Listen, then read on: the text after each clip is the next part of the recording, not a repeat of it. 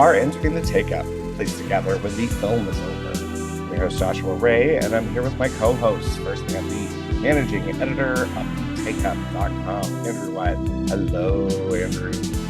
Hello. And we've got author, film critic, writer, and Catherine Coldironer. Catherine Coldiron. Hello. Hello.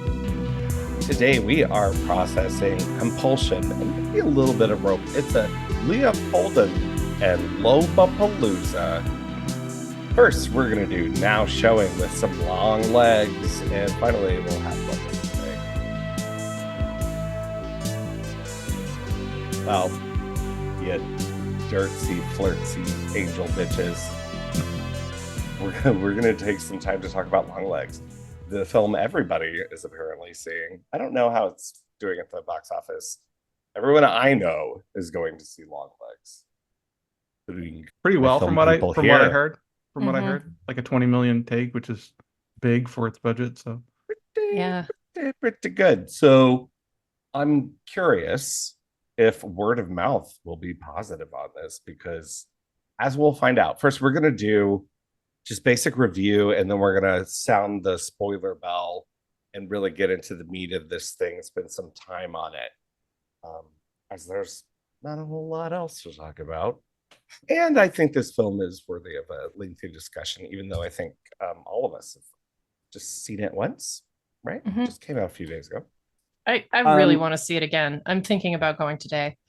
Yeah, I'm curious about a second watch too, because this is a film that's filled with codes and symbols, and it's all about the past and predestination, very carefully plans by a certain somebody, Mr. Downstairs. I think you two are a little bit more enthusiastic about it than I am. The film itself, because of all this, I don't know if I'm growing a little exhausted by thinking about it, because I'm not finding very great paths into some of the things that it is concerned about. I don't know. I don't know. I'd like to spend even more time and, like you said, do a second watch of it to see how all of these pieces come together. But I will say this sustained and tension is so expertly done.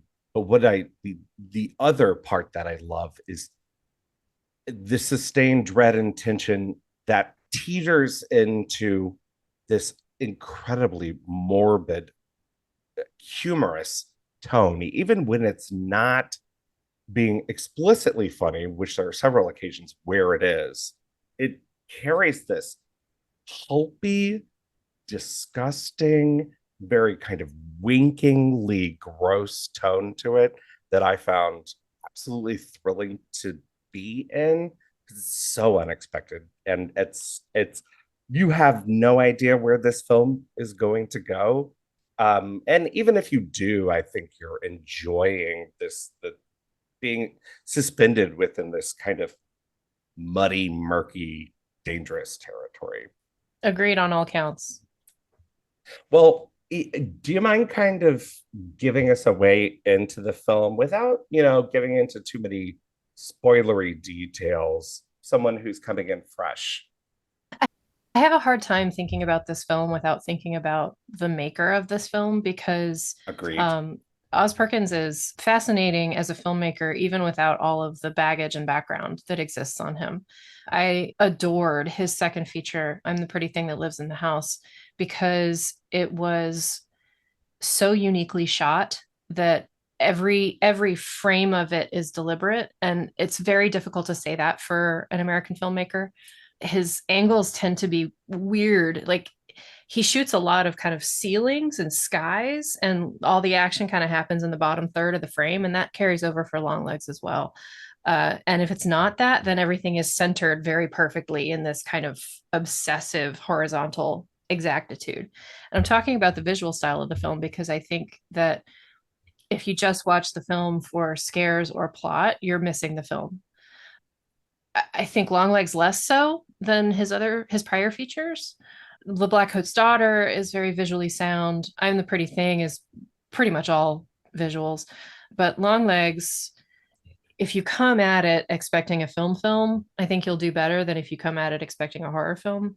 And I say all that having said nothing whatsoever about the movie. It's about a female FBI agent who has kind of a strange family background.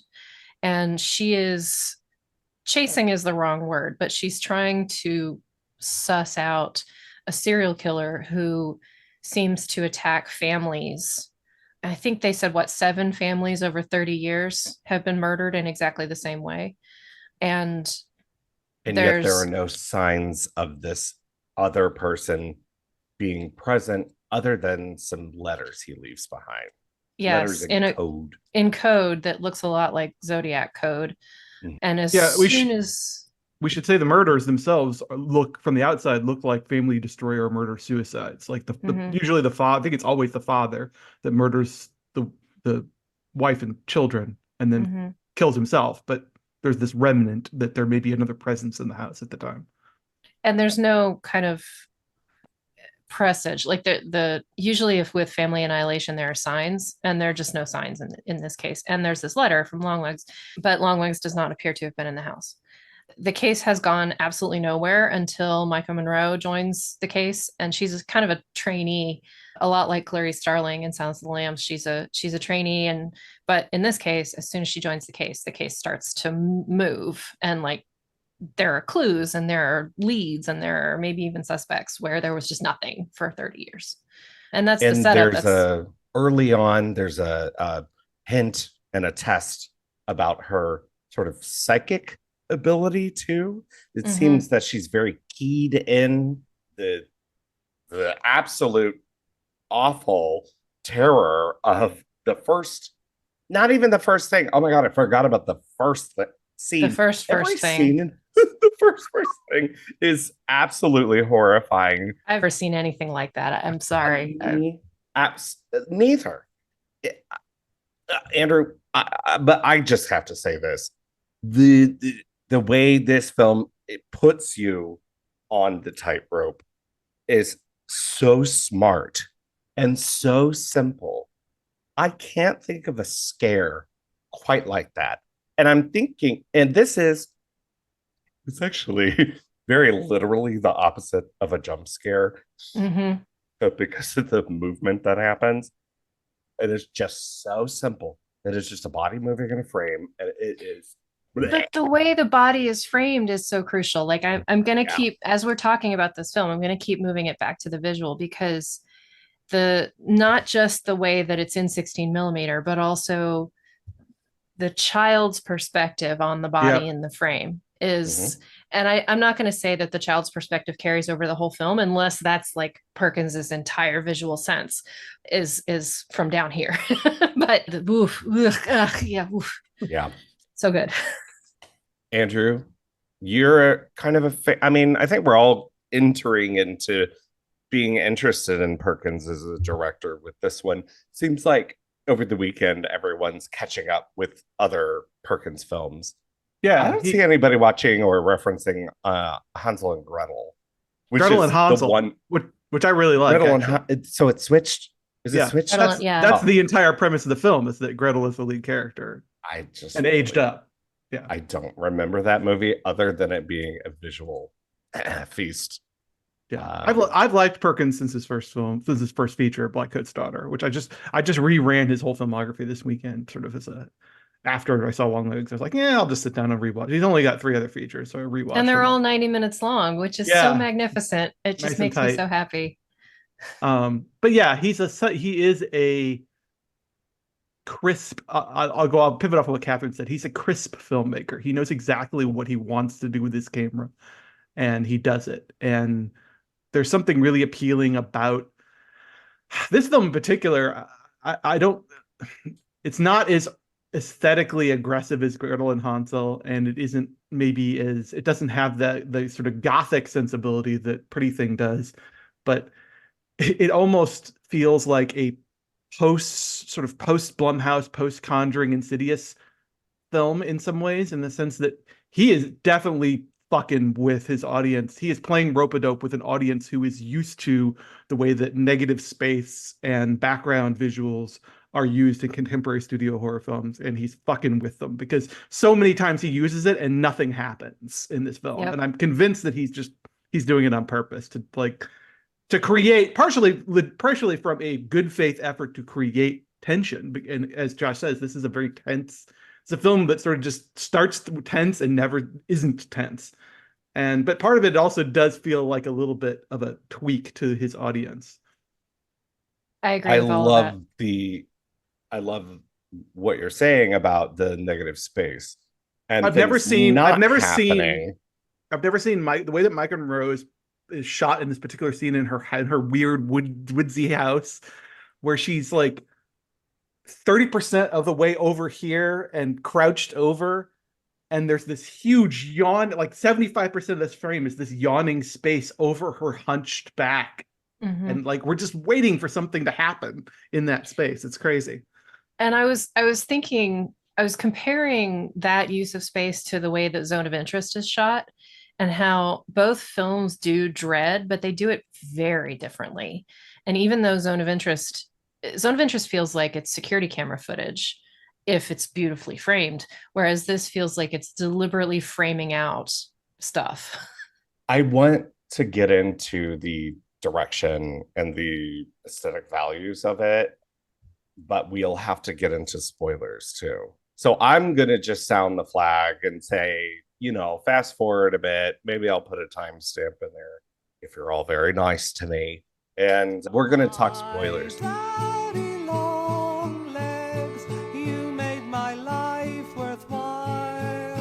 Yeah. So the idea of predestination in this and the way that this character, her future has been decided, has been laid out, and the way Perkins' exacting filmmaking does the exact same thing is such a beautiful marriage. And he clues you in on that. I was kind of keyed into it very early because, yeah, in his other three features, he's someone who's, very intentional with his camera and very intentional with his mise en scène. Everything that he's doing seems to have a purpose. And I was surprised at how much I actually just watched Black Coat's Daughter for the first time last night. Longlegs is sort of like in the same universe. Yeah. It was actually kind of alarming watching. I'm like, that's cool that in this day and age where everyone's so hypercritical and hyper aware of the oeuvre, and director's career arcs, that he's like, I'm gonna go back to that well and see what else I can do with it and maybe be more explicit, more expensive, certainly. I would argue it's not necessarily the same universe in the sense of an intentional creation of like a cinematic universe as we usually talk about it. But what it is, and there are a handful of horror directors who do this. There's not many of them, but it is a similar like moral universe, if that makes sense. A universe in which the same rules, it's not implied that these characters would ever meet each other. It's almost like he's conjuring forth this very specific vision of an occult. It's an occult universe. Let's be clear about that. This is a supernatural film at the end of the day, but one in which there are certain there's a cosmological or phenomenological aspect to the universe that he's creating that is consistent, at least between those two features, between Black and Coat's it's Daughter also very Long Legs. specific too that you have a satanic figure. Yeah. Well, they both say "Hail Satan," that that's actually moves corporeal bodies in order to do whatever they're trying to do Yeah. their deeds. This is one of my only complaints actually is the full explanations that exist in Longlegs, because I like one of the things that I love about Pretty Thing is how totally inexplicable. Like you can kind of make connections and say that this thing is that thing and this person is that person and that's how these things are related. But the idea that we know so fucking little about what goes on beyond the veil is missing from Longlegs, and I don't like that. I wanted there to be kind of more who fucking knows. Can I ask you something? Alicia Witt plays Micah Monroe's mother, who seems to be an evangelical of some sort Hmm. in the way that she talks. That they have this very distant relationship when she talks to her over the phone. And once she meets her, she's sort of got a compulsive hoarding Yeah. situation. And there's Not severe, but getting there. it's yeah, it's clear that she has some sort of organization to it, which There is, is by the way. important. Yeah. Look, I'll just say, if you're going to go rewatch it, look real closely at the kid drawings that are on the refrigerator. Yeah. Hmm. Yeah, and this is the film that I think will only get richer, like much like great other twist movies or movies that are about kind of a paradigm shift with the central character who sees the unveiling of the world and what has laid beneath it as a sort of superstructure for the way that their life has occurred. And I'm thinking about like Brian De Palma work and some of the best M. Night Shyamalan ones. I forgot what I was saying, but there's the decoding of it is so much fun because you're kind of keyed into that or clued into that earlier because that's exactly what this film is about. It's like an investigation, but I love that the investigation is also into her past.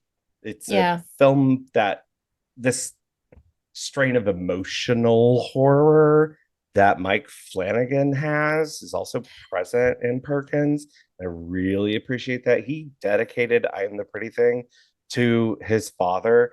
And it's clear here too, and in his other films, that he's working through something, and his father, that a figure who looms large in the genre that he's chosen to work in.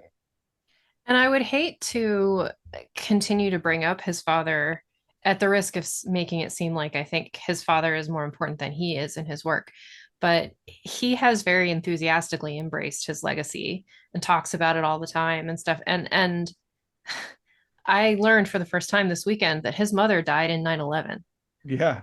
And Crazy. This man's his story is, life, oh my God. and I hugely appreciate how he has turned all of this into the Gothic and also into homage in fascinating ways. I mean, Psycho is all over his films. And in this one, I know you were talking about Lords of Dogtown on Twitter or on Instagram, rather. Lords of Salem, not the Sorry. Lords Not of the skater Dogtown. movie. It's the skateboard. I really thought it was a skateboard movie. I'm so sorry, you guys. Wait, you thought we Yes, were I did. talking about the skateboarders? I did think you were talking about the skateboarders. But I also noticed that Alicia Witt says that this is a hard world for little things, which is from Night of the Hunter. Yeah. And the fact that a mother figure is saying that, and then she turns out to be like not toxic, yeah, toxic, but also Protective doing it all, yeah, protector toxic, He's the killer. and it can't be forgotten that the person who says that is Lillian Gish, and Oz Perkins's own roots go back that far, with his grandfather also called Osgood. Like this filmmaker sprang out of my head fully formed. Blackcoat's Daughter, especially the beginning of Blackcoat's Daughter, hits so differently when you find out that his mother died in 9/11. She literally never came home from a trip. Yeah. I love this. I love this film. I'm not sure how it fits in the larger canon. It definitely feels like the film, and it seems like this is the reality, is the film that might sort of launch him into a wider recognition. I don't like that. Yeah. Why? Because I want him to keep making films that, like, the fact that I Am the Pretty Thing has 4.3 on IMDb is wildly fucking shocking. Although I will say that's not shocking to me. It's IMDb. No, there's a thing with Gothicism, especially, and IMDb. Oh, yeah, like audience definitely. ratings are shit on Gothicism. That Rachel Weisz adaptation of, what was it, Daphne du Maurier? Rebecca?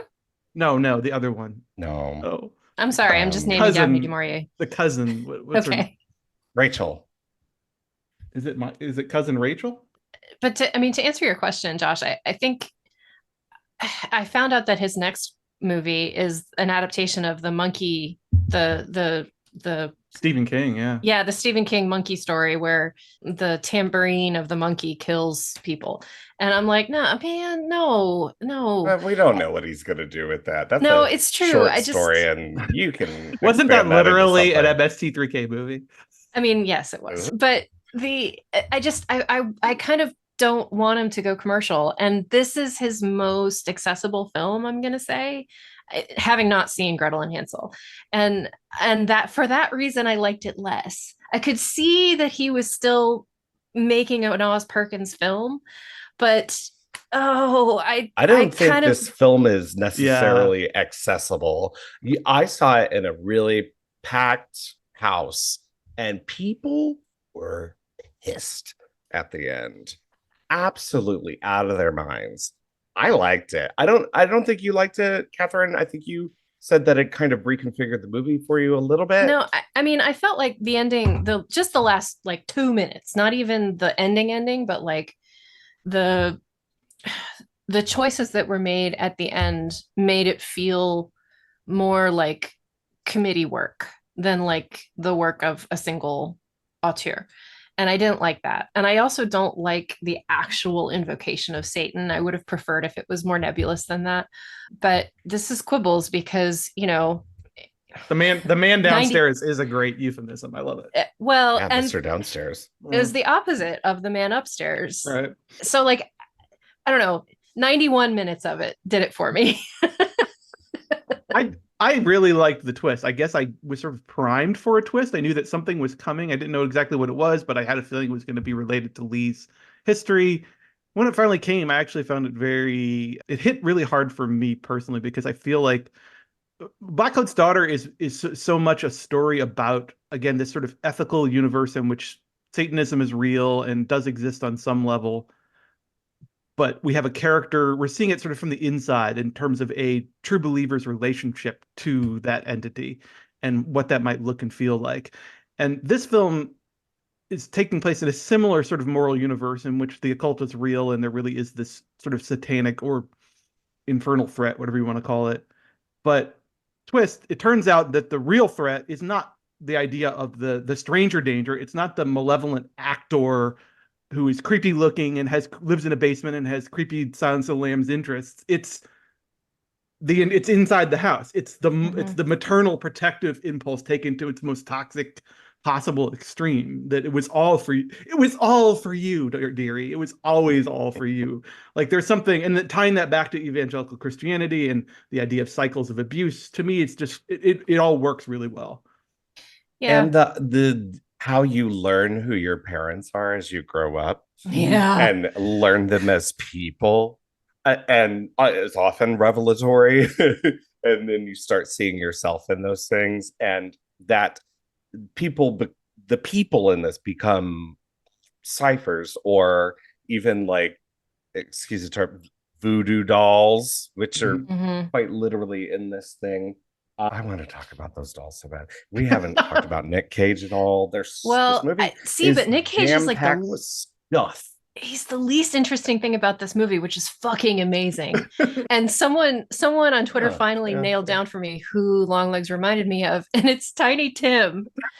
That's true. Do you want to know the one that someone told me that ruined it for me?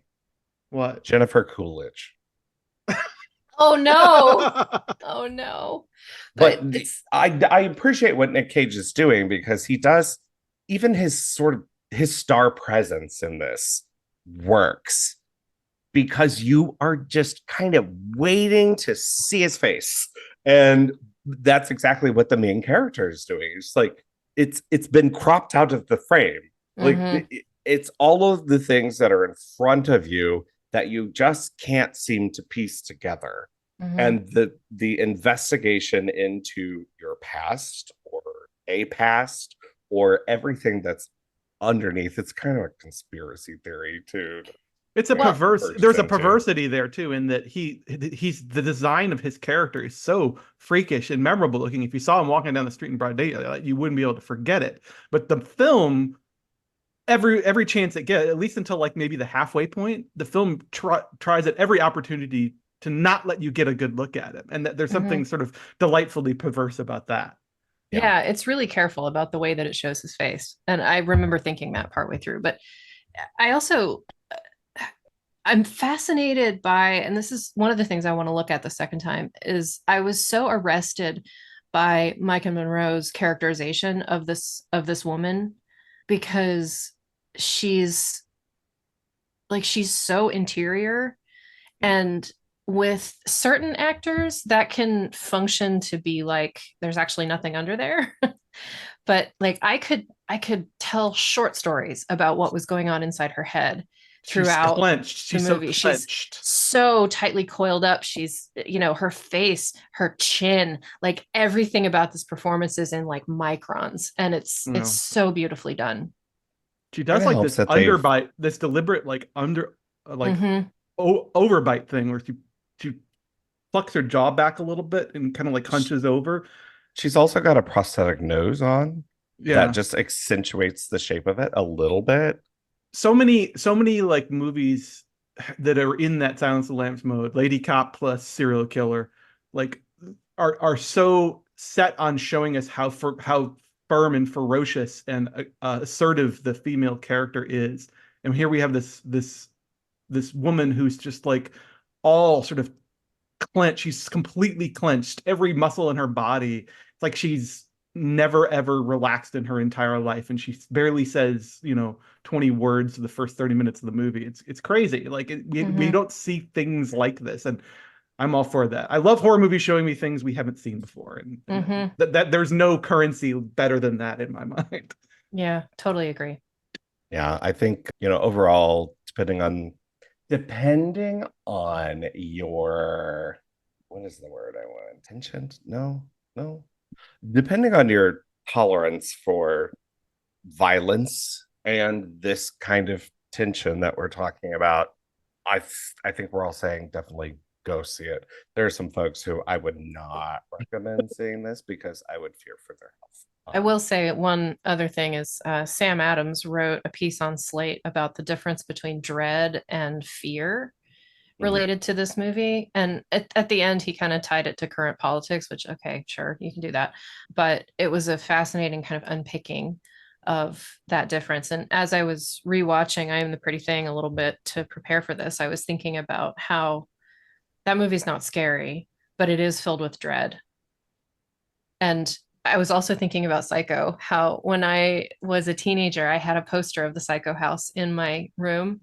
And it was like the house and then Norman very small, hunched over, kind of facing the house, because I thought that was the heart of the film, as opposed to, Marion and her $40,000 or the other girls in the swamp or whatever. It was just Norman and the house. And that part of the film is about dread. It's not about a killer or anything else. I'd say that's an excellent setup to what we're going to talk about right now, which is a couple of cutie killers.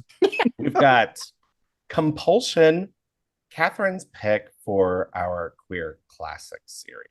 You said you wanted me to command you. I do. I think he's a dirty, evil... You keep your filthy mouth shut! Just because you can speak about something besides sex, you and Artie and all the rest of you seem to think he's some kind of freak. You ditching me for some girl? If he tries to rape you, you make excuses for it. This crime is the most fiendish, cold-blooded... All right, we are on to our next episode, our final episode in the Queer Classics series. A bit of a double, triple, quadruple... We have a lot to talk about. We are talking Leopold and Loeb inspired films made before 1960, and maybe we'll touch on one and another film that was made in the 90s called Swoon that I think is pretty great too. And Catherine, you said it was pretty great too, right? I thought it was great. Who knew? Such fertile ground from our little homosexual murderers. But your pick was really Compulsion. And I want to get into its legacy, how it handles the queer content and the actual filmmaking and all that. But first, I want to know why that, because there's a more famous film, I would say, at least now, called Rope, made by Alfred Hitchcock, that is also inspired by those murders. So Leopold and Loeb were college students, if I'm not mistaken, who in 1924 question mark decided to commit the perfect murder because they believed that they were in line with Nietzsche's concept of the Übermensch. I find this very funny because they actually committed the murder pretty badly. They Stupid. Everything they did Yeah. was so stupid. Sorry. Yeah, they made so many mistakes. But, you know, they didn't have Law and Order on television then. So they kidnapped a kid and murdered him and tried to destroy his body with acid. And all of this was found out. This was called the crime of the century. It was one of many crimes of the century. But part of the reason was because they were both from really wealthy, prominent families. And the prevailing theory at the time was that criminals who did savage acts like this were poor and shitty. And you could tell that by the bumps on their heads, of course. So that's Leopold and Loeb. A whole lot of stuff has been made from the Leopold and Loeb story. A lot of movies and books owe something to this idea of kind of a murderous duo. But actually, what it did was kind of diagnose a dynamic that would exist in lots of pairs. Like, arguably, Columbine, Eric and Dylan were kind of in a folie à deux a little bit. Of course, they weren't homosexually involved, and Leopold and Loeb were. So the first movie that was made out of this was a movie called Rope, directed by Alfred Hitchcock, which was based on a stage play. The stage play was kind of contemporary to the murders. And Rope is fine, but it is primarily a technical experiment. Hitchcock wanted to see if he could do kind of a continuous movie. And so he shot the film and edited it to make it pretty invisibly edited together. There's like a few cuts that you can see, but not very many. The camera could only hold 10 minutes of film at the time. And so every 10 minutes, there's kind of an invisible cut. But of course, if you're a 21st century citizen, you can see these cuts. Then there was a book written called Compulsion that took the Leopold and Loeb story and fictionalized it. And the surviving guy of the pair, Leopold, read it in prison and was horrified because he said it was like he was standing naked under a spotlight, that this novelist had kind of flayed open this relationship. And then the movie was made in 1959 with Bradford Dillman and Dean Stockwell by Richard Fleischer, who is a random enough director that I wouldn't really call him an auteur. Like, he seems to be reliable, but not that artistically sound. And I think I have talked enough. So what did you guys think of Compulsion? Oh, wait, no, I'm sorry. I wanted to tell you how I saw this for the first time. It was on television late at night on like TNT when I was a teenager. And it was the first movie. It was the first movie that my parents hadn't shown me that convinced me there was something to old movies. I love that. Because it's That's so fucking tense. twisted. Yeah. And it's so like the emotions are so high, and Orson Welles is so unpleasant in it. And like, I loved it. And I loved how like hysterical it was. And, you know, all of the movies that I'd seen with my parents were very dignified, and this was not dignified. So yeah. Andrew, had you seen it before? No, I hadn't even heard of this film. So I think, like a lot of people, I knew about Rope, and I knew that it had at least a sort of loose connection to the Leopold and Loeb story. But this is a lot closer to, it's still fictionalized, but this is a lot closer to the actual events, is my understanding. Correct. Yeah. Oh, absolutely. I mean, the way that Catherine described the murders is how they're described here, too. Names are changed, but that's it. Richard Fleischer is a director I think of as like a genre director. I know he has a lot of credits. He's a sort of a journeyman, old school journeyman director, and he has a lot of credits. But I think of him first and foremost as like a fantasy and sci-fi director. I think of him as a company man. Yeah. Like, you call him when you need to fill a job, and like no squeaky wheels are loud enough. And so he's like, Right. okay, get Richard Fleischer. But this He's movie also- actually has some gorgeous artistic touches to it. Yeah, he's one of those like expressive esoterica directors to me. He has a lot of cinematic bravura and with his canted angles and his movements and explores spaces really well and knows how to block characters. I mean, these are like basic things, but the way Fleischer does it is kind of expert. I think of him as like the murderer movie director because of this. He did Boston Strangler, 10 Rellington Place. I was talking to Katie Carter, the guest in our previous episode, and she was giving me some rundown of some earlier things that he did. But yeah, this film, I had seen it on AMC when I was a kid too. And I was obsessed with Alfred Hitchcock, so I was like, whatever, as a kid, because it is the sort of more it's not a dignified film. It isn't, but it is sort of a more palatable in the way that it's told because of Fleischer's probably journeyman status, like you said, squeaky wheel. So it's not one I really think about a lot, but I enjoyed it quite a bit more this time because it is, like you said, it is dramatically tense. There's a lot of interesting things happening with the perspective here, with the kind of subversive identification you have with these killers. And although the very end of the film has a 12, did anyone clock this? 12-minute monologue by Orson Welles. In real life, Clarence Darrow, who he's playing, he's just reading. Didn't he talk for like 8 hours? 2 days. Ugh. 2 days. What do you have to say for a whole 2 days? I mean, I guess if you're talking about ultimately love of another person.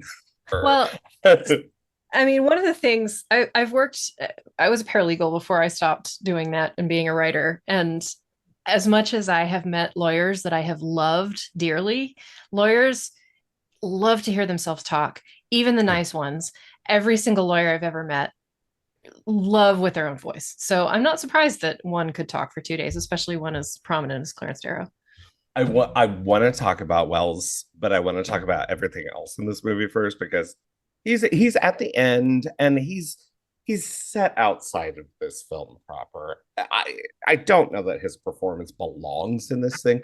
I like it. I like love it, but he's seeing doing him. his own. He is doing 100% doing his own thing. I don't know. Andrew said the most wonderful, like the stuff that Andrew said about it on Letterboxd. I was like, you just reached inside my head and pulled out my opinion of this movie. Well, that's why you guys gotta save it for the pod. Andrew, what did you say? All right. No, he said this. No, but what did you say? Yeah, what did tell us what you said? I don't know. I'd rather hear Catherine tell me what she liked about what I said. Well, he said that it's noticeably two films. There's the homoerotic story of Leopold and Loeb, and then and it's sort of character drama. And then there's the courtroom drama of Orson Welles trying to get Leopold and Loeb off. And because of the way the story goes, there's kind of no way to resolve that, the bifurcated structure of the movie. And trying to square that circle would make it like not work. And I loved that you acknowledged like this is a flaw in the film. On the other hand, how would you do the film to get around this flaw? You can't make a Leopold and Loeb movie without it, because part of what happened in the public sort of firestorm around this story was initially oh my God, why did these privileged boys do this? Why would they do this completely irrational crime that had no motive other than their own weird bargain basement philosophy 101 rationale? And then it became like, so the toxic relationship and their weird mentality became the news story initially. And then it mutated into a national news story about capital punishment and the morality thereof. So like, if you're going to adapt that real world story, you almost have to do a screenplay that kind of splits into like that. Mm-hmm. Otherwise, and I don't know how to do it other than to maybe discard the second half entirely and just make a story about Leopold and Loeb, about these characters and their weird fucked up dynamic. Well, I and guess it's you kind could of do it with a flashback structure, but I well, they like did the that with way the that this. accused, right? Like I was thinking about other great courtroom dramas, and one of them I was thinking about the accused, where Yeah. the crime is greatly addition. Like in a movie like The Verdict, the crime is not really the point. The point is the characters inside the courtroom drama. But with the accused, the way they did it was like talked about the characterization kind of for the first part, and then in the courtroom drama they use the flashback structure to show the crime. And that's dramatically worthwhile because then the climax of the film is also the horrificness of the crime. But because what went on between Leopold and Loeb is so knotted and fucked up, and it takes a bunch of scenes to get it out there, this is the only way to make this movie. And actually, I mean, I'm gonna go on record, and the lopsided structure of this movie is to me one of its features, as opposed to I agree. because otherwise it would just be so much tidier. And this is not a tidy story. I agree because it starts to round out a picture of general ideas about ethics that this film is sort of after, and that the characters are also after. And it explores philosophical ideas as far as it gets into them in a very interesting way of an arc of telling the story in a narrative fashion and relating capital punishment to the murder that occurred. And, Orson Welles gets up there and expounds upon that for, like I said, 12 minutes. But I like, as you say, the lopsided narrative feature of it, because it's as if there's another story happening underneath all of this. But anyway, Dean Well, Stockwell's they're so literally, cute. it Oh literally my is. god. He is though. Dean He's dreamy. Stockwell is so cute. Okay, Andrew, what were you saying? No, it's not relevant. He has got this. Always love Dean Stockwell, young Dean Stockwell. I mean, I love Dean Stockwell in anything, but a young Dean Stockwell is always interesting to me because he never seems like he's 100% exactly in the same movie as everybody else. And he does this sort of like anguish. I don't know how else to describe it. It's anguish. He does this like tormented thing really, really well. But he's also in this movie, he's deeply obnoxious. Oh Like, yeah. this is a guy that I would like not make eye contact with in real life because he's so annoying. And His I love eyes are shaped like knives. Does that make sense to you? Yeah, thank you.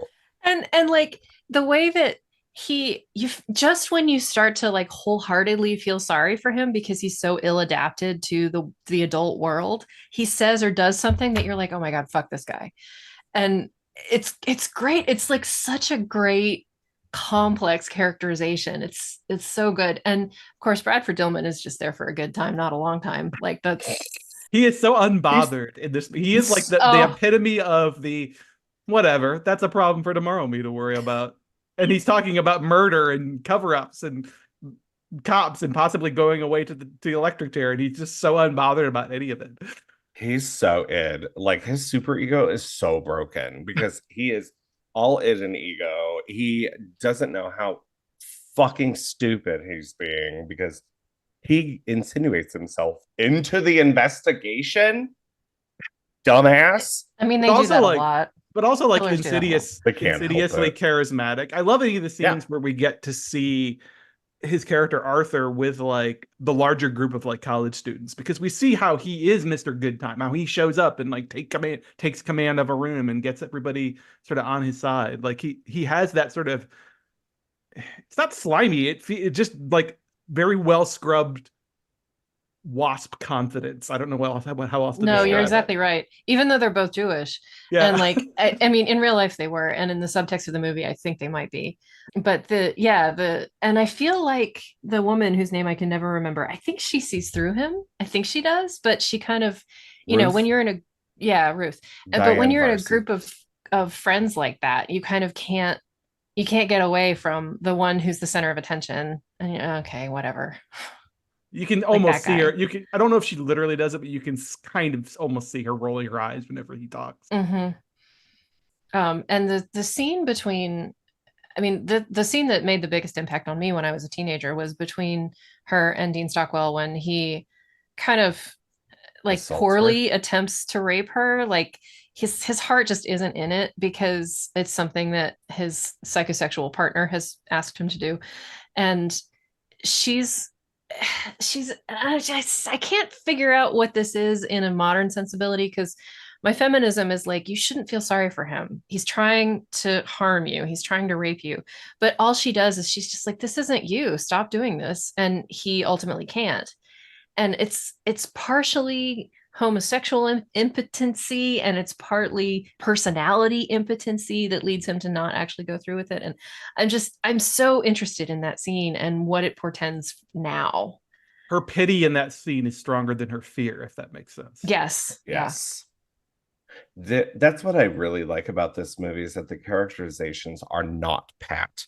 And getting into the queerness of it and how actually explicit it is, but because I don't believe the sexuality in it was understood in a public on a public level, that's how they got away with it.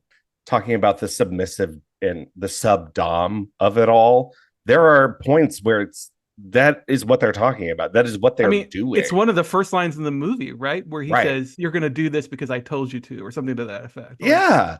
I was shocked when I heard that, but I think other people would be like, "Oh, he's just sort of the more boss of it all. He's just getting stuff done." But the shot of Bradford Dillman as he is telling him to assault Ruth in the park or whatever it is, it's the grounds where they do their bird watching spot. Yeah.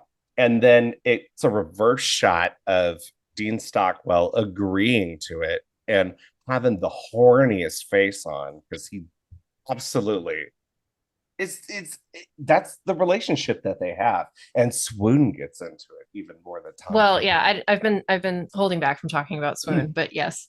But then it is one of the world's slowest dissolves from Stockwell into Diane Varsi and Dean Stockwell in the park.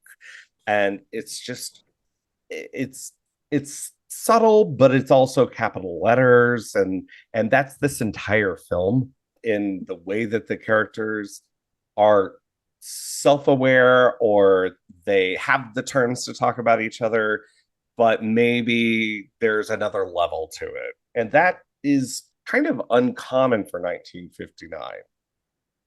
It's not very buried. Completely agreed. It's not buried, but I do think it almost makes the story more interesting that it's not as explicit as it could have been. Like, yeah, the being able to read it both ways is, to me, a crucial element of why this movie's good. No, would you read it a different way though? Like I can't, I guess. I mean, I missed it when I was a teenager.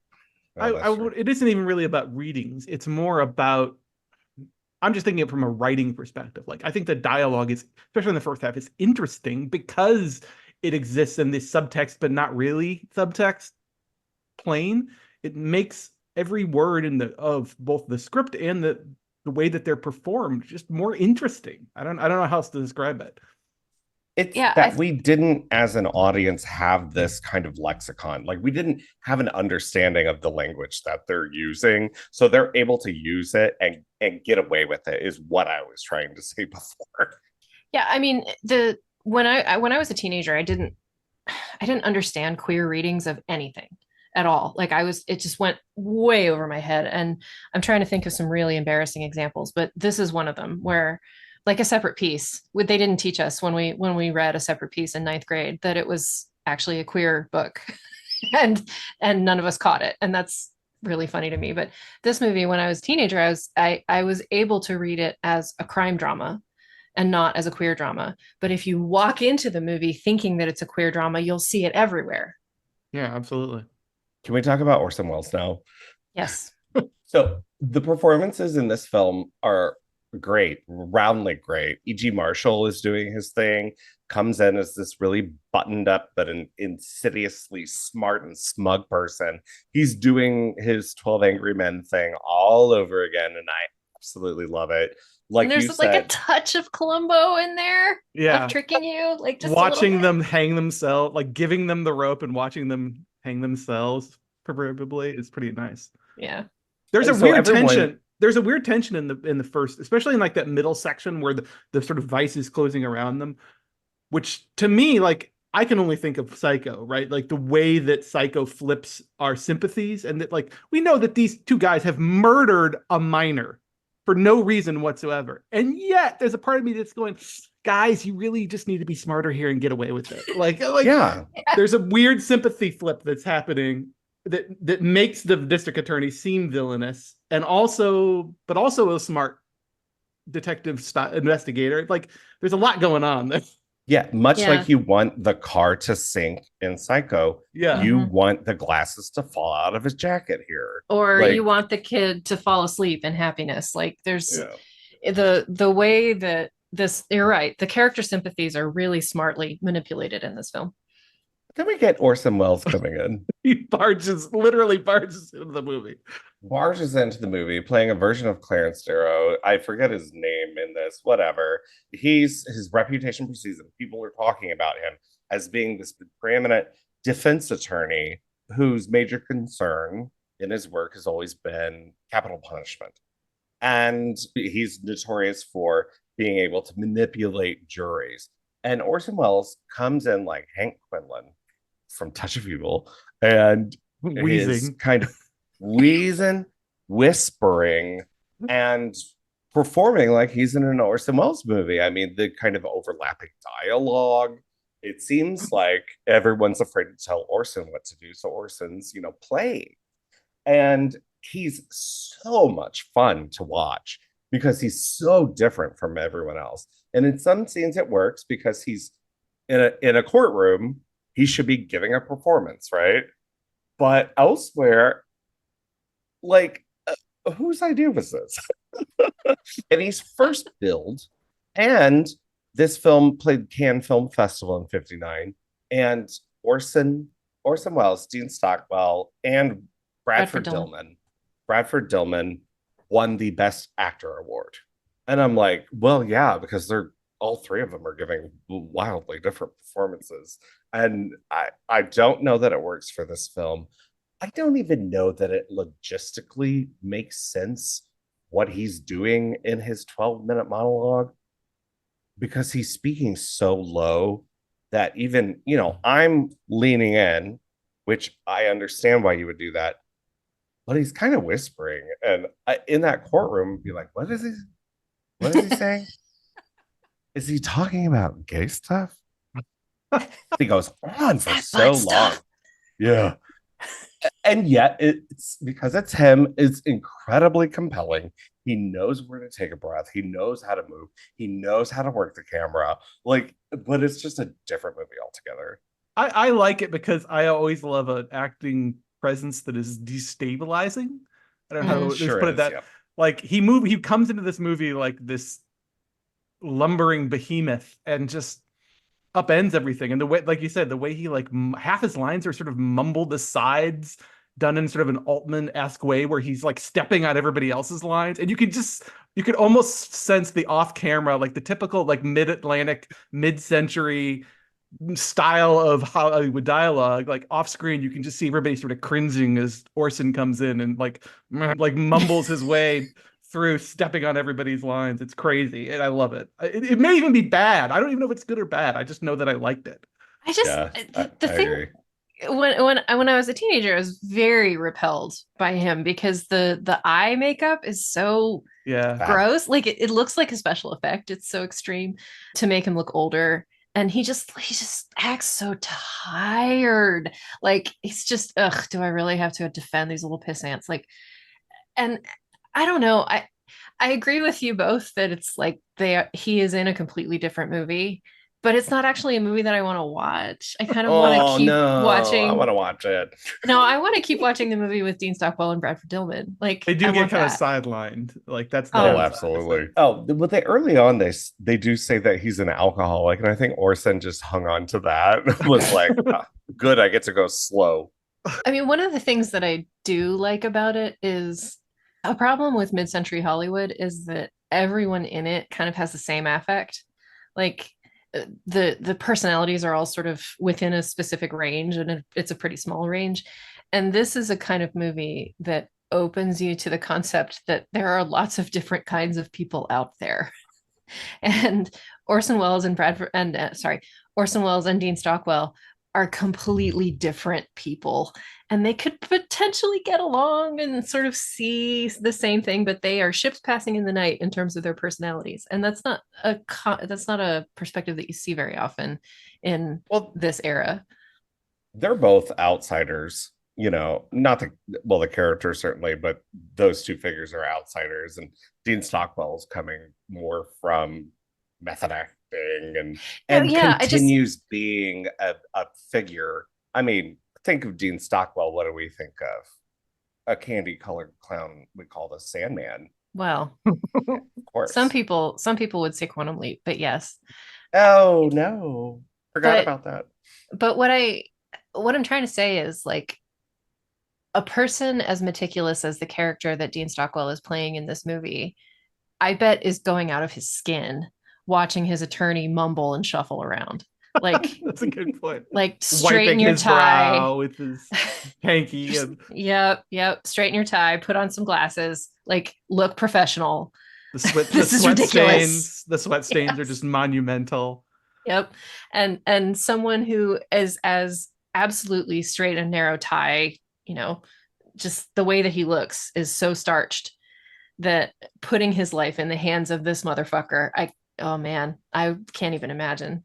I do want to go back around and talk about, like, there's an inherent silliness to the whole concept. I mean, this goes back to how ridiculous Leopold and Loeb were themselves in real life, right? So they spend like the first 30 minutes of this movie talking about this crime that we committed with such dispassion. We committed it with so coldly, with such clinical intellectual purity, and there's no emotion whatsoever other than our extremely psychosexual twisted bullshit between us. Like, they're saying, it's almost like they're protesting too much. They keep insisting on how cold and clinical their crime is, when it's obvious it's happening because of their weird relationship. That feels like a great transition to Rope. Yeah, Rope or Swoon, because I was going Swoon territory. Okay. I haven't seen it because Swoon go nuts. Swoon is much more this. Rope and Leopold and Loeb, I mean, that's a way to get the camera on a set and swing it around, right? That's material that Hitchcock found that while he is interested in the homosexuality of it all and the ethics of murder, I think he was more interested in the technical experience. Whereas Swoon, 100%, yes.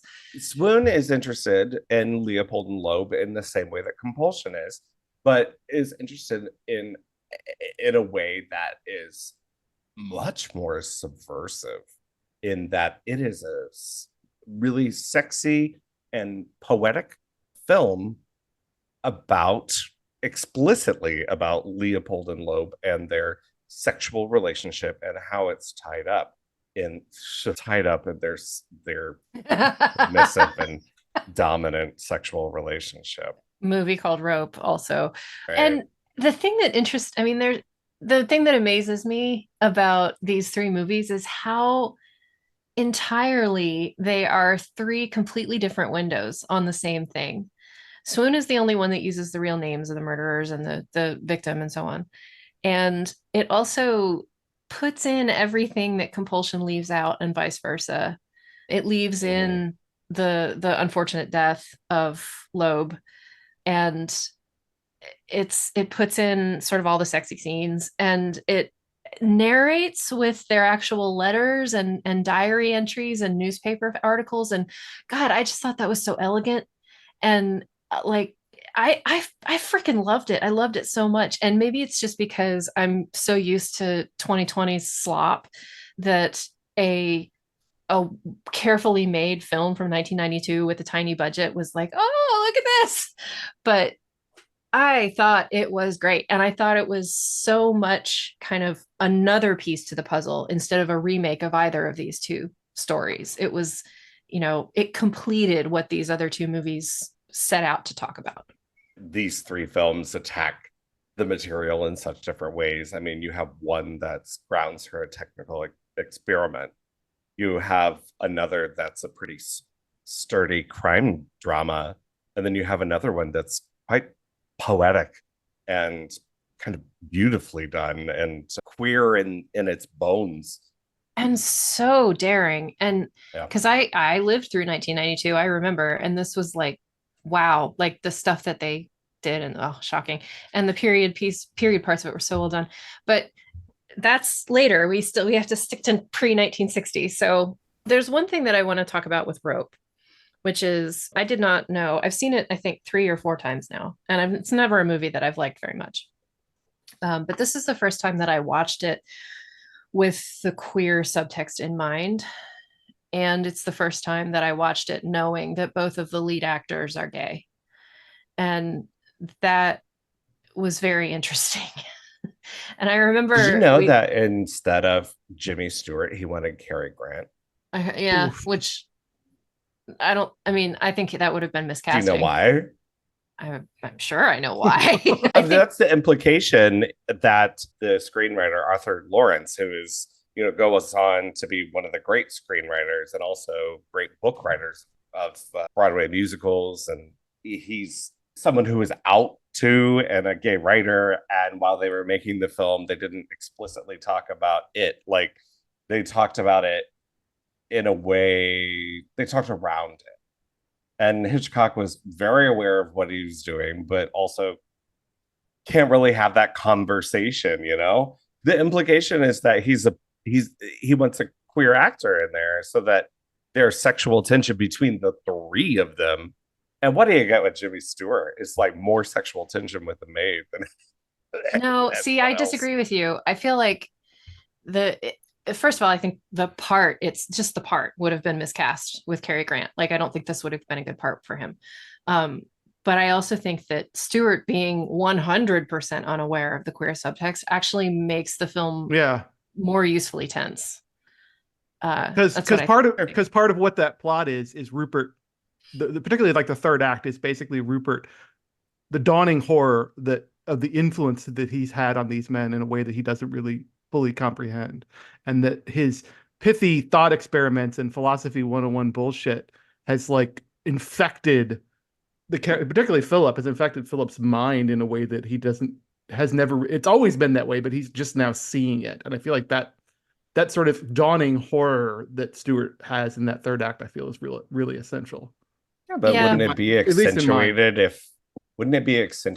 if in the first half of the film you get someone who's a little bit more flirtatious? No, because he would have known all along. Like the implication. Well, it's not about him figuring out that they're gay. It's about him figuring out that they've taken his ideas that they're murderers. Because I don't think there is an equation of gay equals murder. Well, but that's, I think, what Swoon is playing on. At least that's what the filmmaker says. And like, I don't agree because of the time that has passed. But I think his point was that the queerness of Leopold and Loeb was tangled up with their crime in a way that made them doubly repellent to juries and audiences of the time. Sure.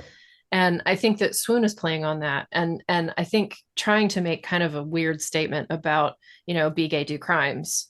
But I think that if Rope hadn't been playing on that same idea in Hitchcock's typical repressed way of like, oh my God, I made these boys gay. What have I done? Like, I think that that's in the subtext of the movie. And if it hadn't been Stewart reflecting on this in horror, which is so dumb and irresponsible, how does he not fucking know that his ideas, like, it's 3 years after World War II. What did you think was going to happen?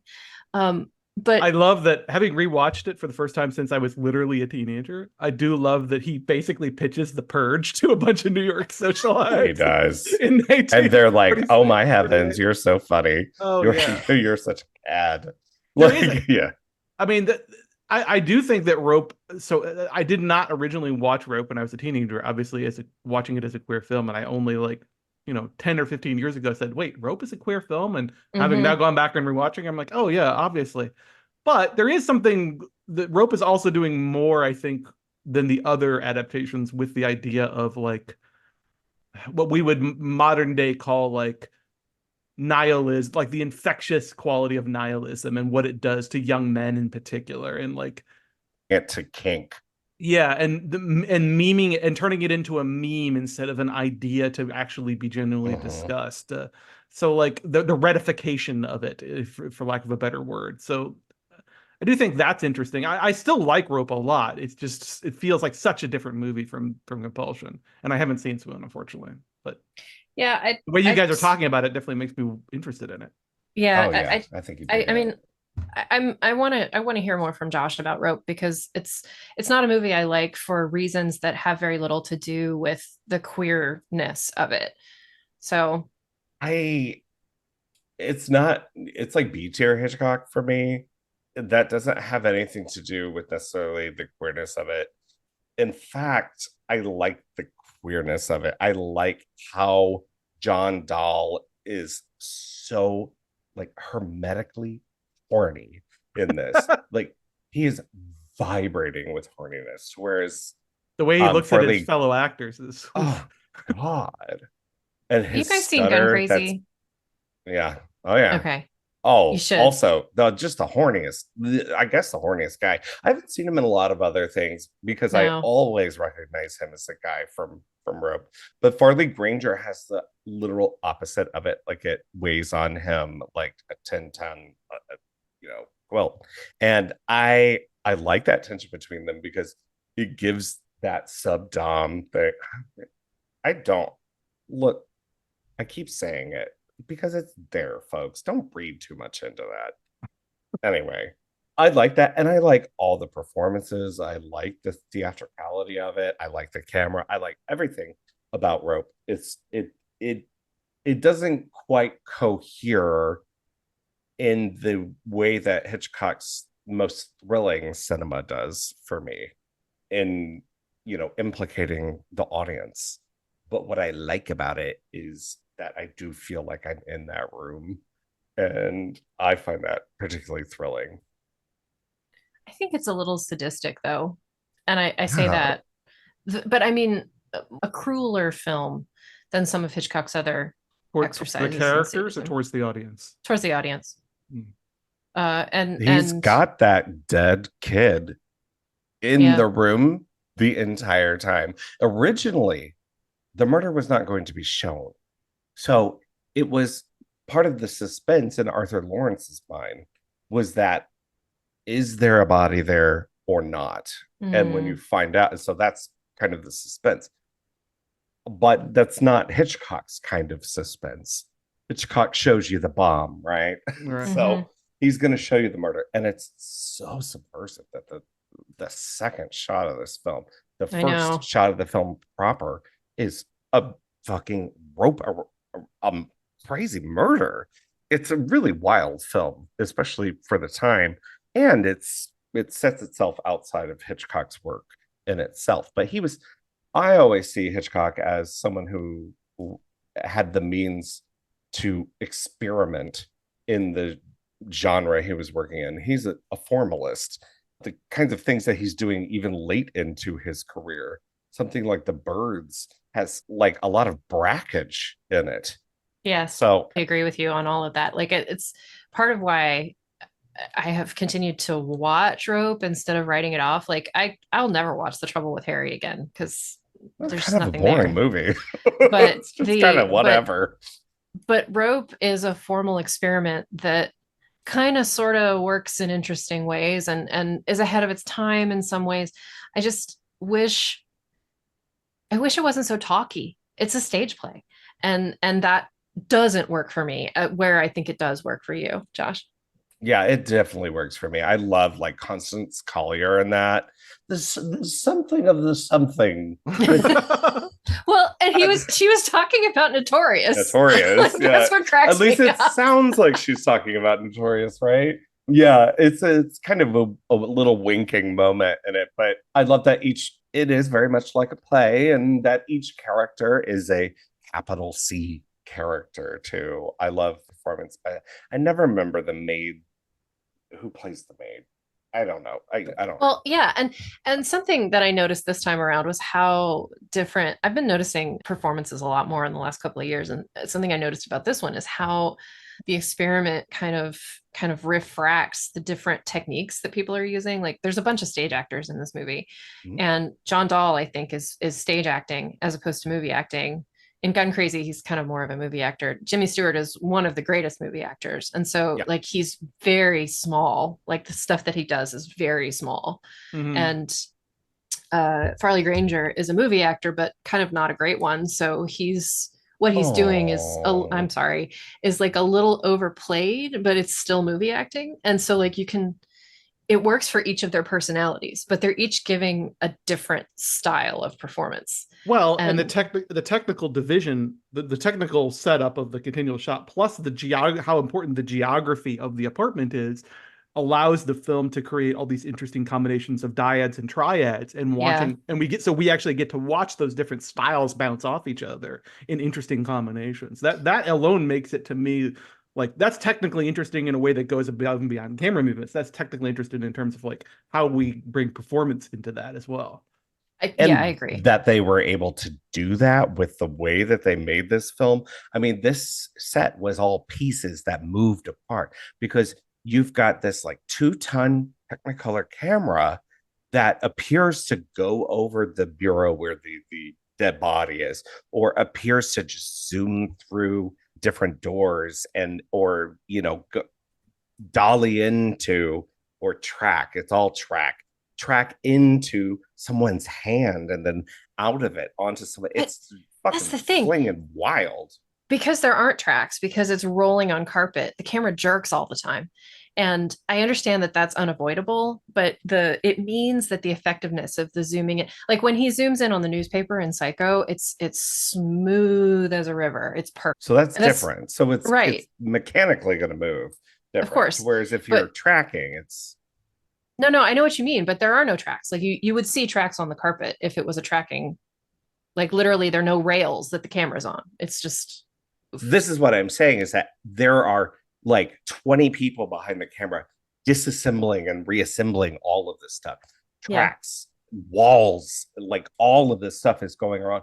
And they've got cables laid. This is something that Farley Granger talks about in the behind the scenes documentary on the disc of Rope. If you have it, he talks about like them trying to walk naturally when there's cables and tracks on the Oh my ground God. and also like carry off these tense conversations that they're having. And it is just, I can't imagine the kind of like organized chaos and Hitchcock sitting back in his chair, just kind of like relishing in all of it. And he's so exacting with everything. Mhm. He's kind of like, this has to be one of his most chaotic productions, according to what he talks about in Hitchcock Truffaut, is that he was just kind of beside himself this time because of the challenge that he set out. And I acknowledge all of that. I think that the challenge overwhelms the craft of the film. And I wish it were not so. All right. Well, I did kind of tease early on in this segment that, or in this program, that we were going to talk about the 1960 as a line in the sand. And the reason that I think it's such a great line in the sand is that I don't want to generalize, because it's just you're going to be able to poke holes in my arguments, but I'm thinking about films that are coming out like Victim and things that are, as films go, more explicit. The way that you're able to tell queer stories opens up. And while we're still getting these sort of pitiful queer characters and, Fey men and Butch Dykes, we're moving into territory that in a decade you're going to be able to see something like Boys in the Band. But we failed, I think, and I'll completely own this, and in calling this a queer series, and that, yes, we talked about like the not necessarily homosexual nature of something like Orpheus or Johnny Guitar and the sort of either queer or camp readings in it, but thinking about new book by Caden Gardner and Willem McClay, who are two trans writers who've written a book that is in the mail for me that I'm really excited, called Corpses, Fools, and Monsters. Oh yeah, And everyone's it's, talking about that book. tracing kind of a theoretical framework of trans cinema, but also a history of trans cinema too. And I don't know that we really got into any trans ideas here. I think it's probably just kind of a lacking on my part of knowing. And I'm ready to dig into Well, this but book. I, And I don't think our format really, regardless of whatever analytical lens you want to bring to it, I don't think our format necessarily allows for that kind of. We can't do 3 hours of expansive on theory so much. We take a film and we pick it apart. We talked about what we liked and didn't sure. like, but yeah, there's some space for that, and I could see we kind of try to do at least one queer series a year, so I could see us maybe taking a more focused look at trans issues and specifically we talk. It's come up in the context of things like Let the Right One In and so forth, but we could maybe do a Sure. little bit more focused and maybe try to bring some other trans critics on or Mhm. Yeah, something I else to mean make it that's more just my appealing. mea culpa in calling this a queer series and not being holistically inclusionary and wanting to point people to some other queer media and queer authors so that they can get an even more holistic view of what was happening in queer filmmaking and queer stories before 1960. Well, so coincidentally, just in the I don't remember whether it was yesterday or the day before, I just watched the third episode of Queer for Fear, which is a Shudder miniseries spearheaded by Brian Fuller. And the third episode was about how transformation movies, especially in horror, are related to trans issues. How Mhm. it's, the wolf man is a metaphor for transness, and the cat people is a metaphor for either transness He or lesbianism.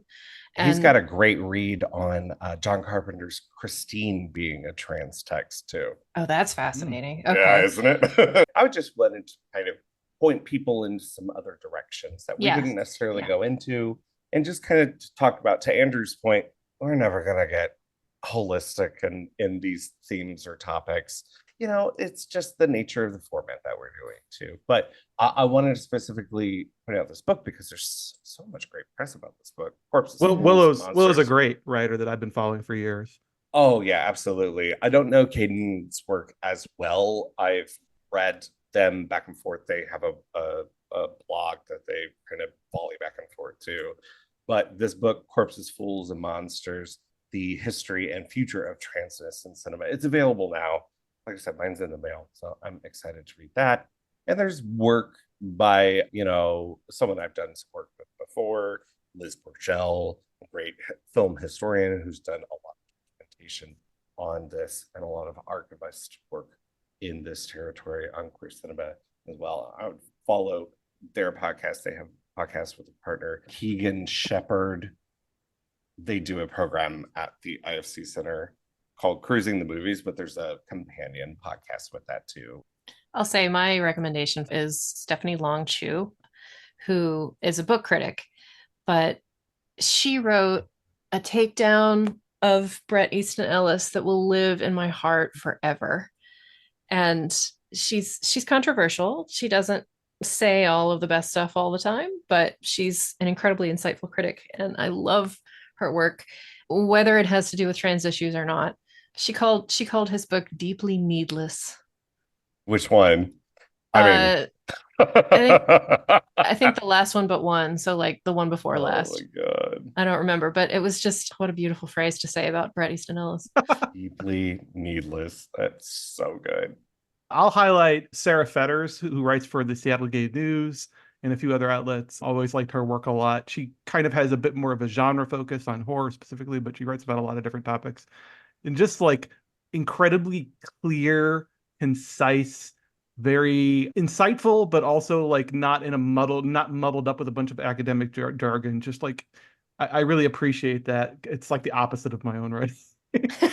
but It's like, she okay, who is he dissing at this point? her work is really excellent. I know that she writes for a few different venues, but I mainly knew her for work at the Seattle Gay News. I think she's also on Letterboxd.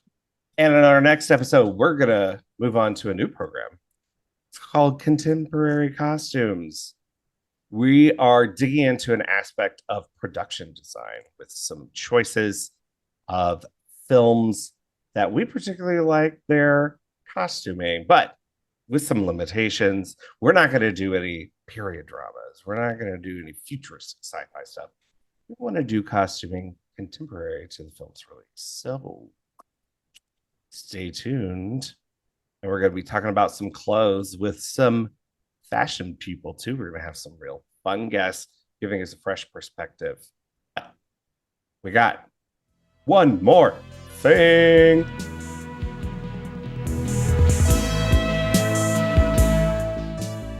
All right. Every episode we round out by recommending one more thing. Gosh, this is a good episode. We talked about a lot of stuff. The thing is, believe it or not, tied into the first thing that we talked about. My thing is, I have been watching the films of Miss Paula Prentice. Paula Prentice is mostly known as a comedic actress starting in the late 50s and popular throughout the 1970s, did a little bit of work. Her last film is what the I am fuck the pretty is that? thing. I that am lives the in the pretty house. thing that lives in the house. Yes. And she's so good in it. It's so different from anything she's ever done. But, you know, she was a Perkins family friend, so he got her out of retirement. But if you were to ask me about Paula Prentice, I would say that she is neat, pretty, and funny. If you were to ask me about Paula Prentice on a deeper level, I would say that she is this sort of second wave feminism representation in the best way possible. Films tended to use her as this kind of like fluttering, frustrated woman, but a woman who was of her own devices, a woman who had agency. But just as a performer, she's so fucking funny and knows how to give you the most unexpected line readings. And it's just odd to see it because she's this tall, stately, very carefully presented as far as her clothing, makeup. I mean, this is a gorgeous woman, but she was a comedic actress. My first experience with her was the Stepford Wives. She plays like next door best friend and kind of comedic relief. And once she turns in that film, you know, all hell has broken loose. But she's great in that movie, regardless of what you think about it. I don't know. I haven't seen it in a very long time. But really, I started to hone in on, oh, wait, I'm getting obsessed with another actress. And I say actress because imagine being obsessed with a male actor. Like, I mean, no. I've had runs of like I might be heading into an Edward G. Robinson thing I right think now. you are. I've been watching you. I had a Bruce Watching Dern him. phase a couple of 10 Yeah, years no, ago. You can get obsessed with an actor, These but are it's not the same. weird guys. These are weird guys Weird who are little- acceptable. Not necessarily little, but weird guys. Yes. Weird guys. Edward G. Robinson is a weird little guy. He's, yeah. Weird He's little He's guys. like a the weird OG, little Romanian the Jew. OG weird little guy. Right? Yeah. Wonderful. But yeah, this is like, okay, so it seems like every year I kind of get obsessed with a woman and during this podcast, and then I'm like, here's my one more thing, a woman. Maggie Chung, Holly Hunter. One more thing, women exist. Women. It's the meme from Little Women. Women. But she's great. A lot of her films, not great, but she's consistently good. I'm so obsessed with her right now. I am watching the sitcom she was on with her husband called He and She that was on for one season. I've been watching it. Where are you Because watching I that? need That's my- the real question. YouTube, and it looks like pure shit. It looks like someone videotaped it from a video off of an old CRT TV. It's terrible. But you know who's there? It's Paula. And there's one episode where she tries to put skis on, and then she does. She tries to answer the door. And That's some real Lucy pretty much hijinks right there. It's really good. It's really good. All right, Paula Prentice. Thanks, Paula Prentice. We love you. I'm love looking you. at her. I'm looking at her filmography. The only film that I know, like I've seen a lot of these films, but the only film I know of his film as her film was Where the Boys Are, the original one from 1960. Don't get me started. The only one literally Crap. the only film I've ever seen her in, aside from I'm the Pretty Thing, is Stepford Wives. And Yeah. that movie was really important to me when I was younger. So Give me yeah, some I Catch just 22. Like, there's a lot of movies that I did not know she was in. The And She Parallax was a View? star too. I Like thought she was she wasn't is she in a bunch of like Dean Martin comedies in like no, I may have she's she is that type though. yeah. She is the type to be just like the bring along funny That- gal. Bachelor in she really- Paradise with Bob Hope. She kind of transcended that and became someone that was listed on the poster, and even listed on the poster in a way that, like, the film The World of Henry Orient starring Peter Sellers, she's third billed after Angela Lansbury, and Paula Prentice has less than 10 minutes of screen time. She was popular. If I were to pick one that's like really off the wall, it's a film called The Black Marble, where she plays a detective who gets involved with another detective who is an alcoholic, as they try to track down a missing dog that has been swapped by Harry Dean Stanton in an attempt to get some ransom money, and then he accidentally kills it. Anyway, that's a wild movie called. This is a Harold Becker film. This is the guy who directed The Onion Field. What a weird movie.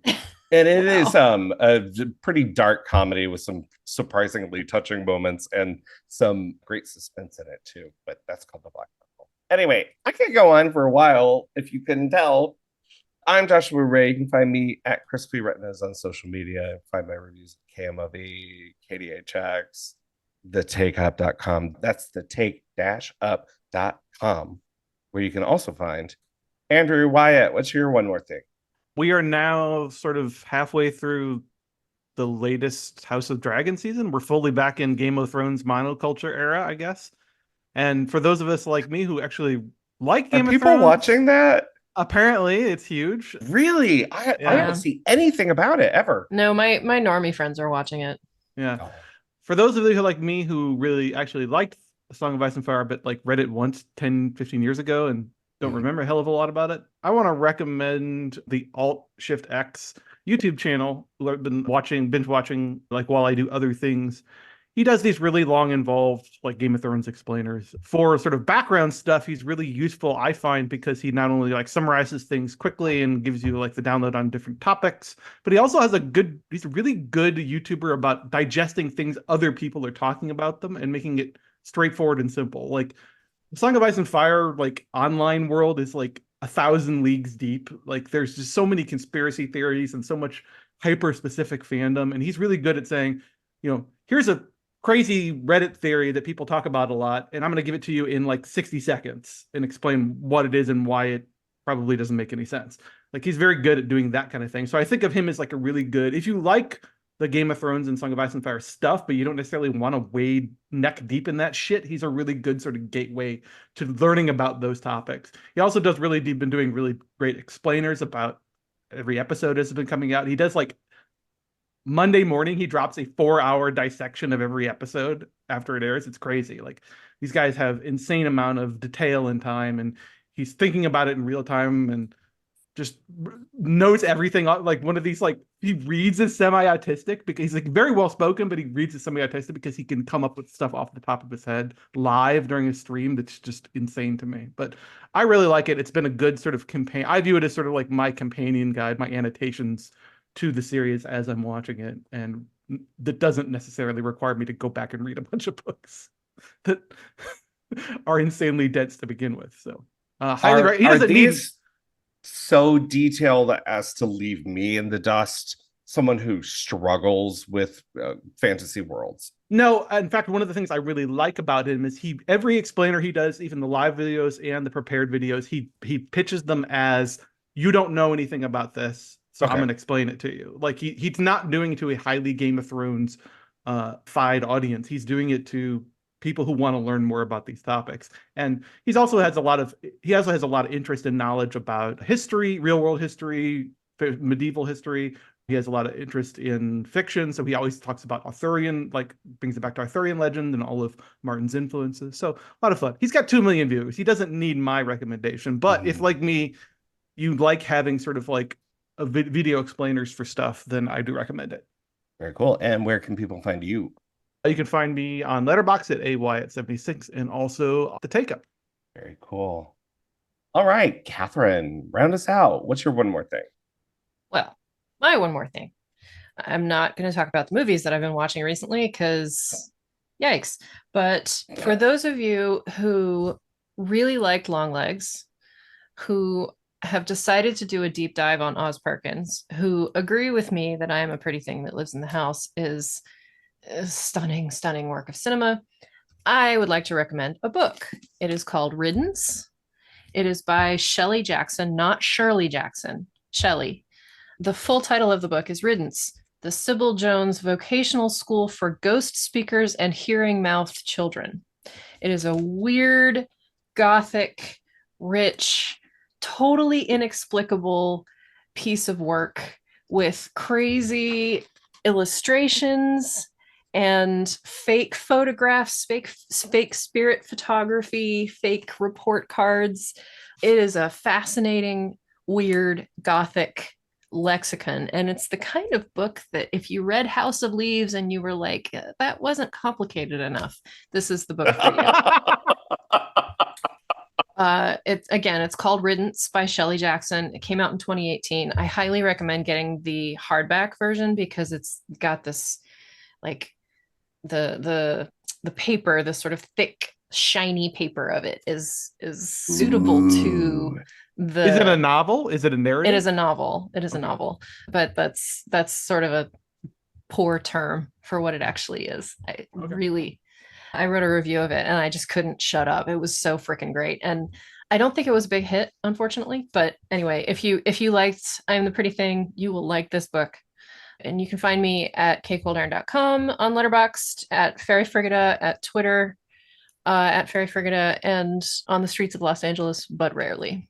Very good. You can find all of us at the Take Up STL. Okay, Pride is officially over. No more Pride. Go back to your closets. I'm kidding. Pride year-round, every day, every moment that we have. But I don't know, the next one's kind of gay too if we're talking about clothing. People don't know me. I shouldn't be doing this. You know, Okay. in my book, in my last novel that I finished, I had a character who was gay in the late 1930s hide in a closet to surprise somebody. That's funny. It That's was so good. fun. That's a good bit. It's a good bit. But we'll I move on know to writers who use subtext and they're cowards.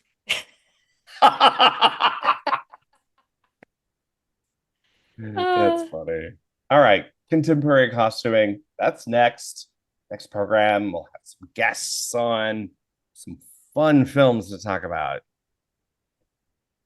And until then, I want to thank Kayla McCullough for our social media, Jess Pierce for help with editing, and our music by AMP. And until then, hail Satan. Hail Satan. Satan. God, his voice in that, I don't understand. Oh man.